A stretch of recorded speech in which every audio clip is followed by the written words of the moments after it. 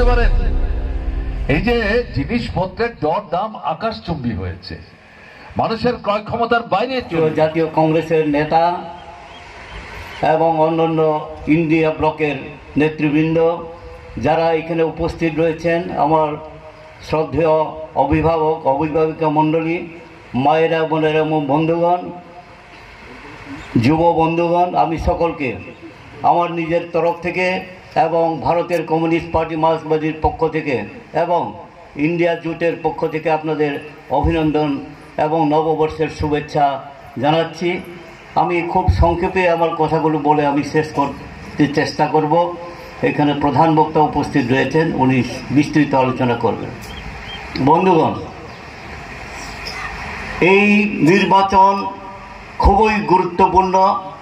নির্বাচন মানেই গুরুত্বপূর্ণ, কিন্তু এবারকার যে লোকসভা নির্বাচন এটা আরও বেশি গুরুত্ব আমরা দিচ্ছি, কারণ ভারতবর্ষের টানা দুইবার জয়যুক্ত হয়ে 10 বছর শাসন যারা করেছে, স্বৈরাচারী একটা সরকার, এই স্বৈরাচারী জুমলাবাজ সরকার, এই সরকারকে এবার ভারতবর্ষের মানুষ পতন ঘটাবে, উৎখাত করবে।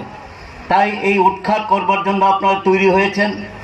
সমস্ত ভারতবর্ষের যত নির্বাচক মণ্ডলী আছেন তারাও চাইছেন যে এরকম সরকারকে আমরা এইবার উৎখাত করব।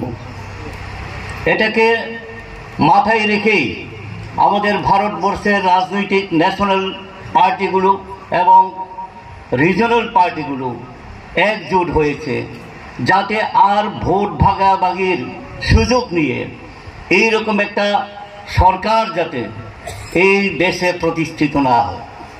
আমরা দেখেছি ভোটের আগে তারা অনেক প্রতিশ্রুতি দেয় মানুষের সামনে, যুবকদের সামনে, মা বোনদের সামনে, কৃষক, শ্রমিক, ক্ষেত মজুর, জমিয়া থেকে শুরু করে শিক্ষক কর্মচারী বন্ধুদের, যারা ব্যবসা বাণিজ্য করেন তাদের কাছে, যে এই হবে সেই হবে, চাকরি হবে, 2 কোটি 15 লক্ষ টাকা করে তারা দেবে, কালো টাকা ফিরিয়ে আনবেন, এইভাবে নানান কথা বলে প্রতিশ্রুতি দিয়ে মানুষ বিশ্বাস করে তাদেরকে ভোট দেয়।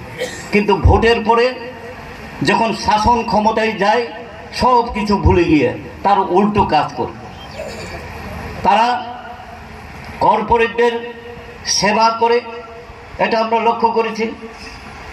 এবং আপনারা দেখেছেন যে নোট বন্দি করে কত মানুষের অসুবিধা ঘটিয়েছে, অর্থ ব্যয় করেছে। আমরা দেখেছি কোভিডের সময় মানুষের অধিকার হরণ করে নিল,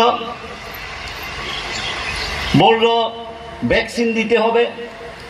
সারা পৃথিবীতে কোনো ভ্যাকসিন তৈরি হয়নি তখন, কিন্তু নিজের নাম করবার জন্য মানুষকে ভুল বুঝিয়ে তার পক্ষে নেবার জন্য জোর করে ভ্যাকসিনও তৈরি হয়ে গেল, বলে ভ্যাকসিন দিতে হবে, না হলে রেশন বন্ধ, কাজ বন্ধ, সব কিছু বন্ধ করে দেবে। কিন্তু ভ্যাকসিন দিয়ে কি করলো? অনেক মানুষের জীবন গেল, আধা শরীর হয়েছে, এখন পঙ্গু হয়ে আছেন, এরকম আমরা লক্ষ্য করেছি।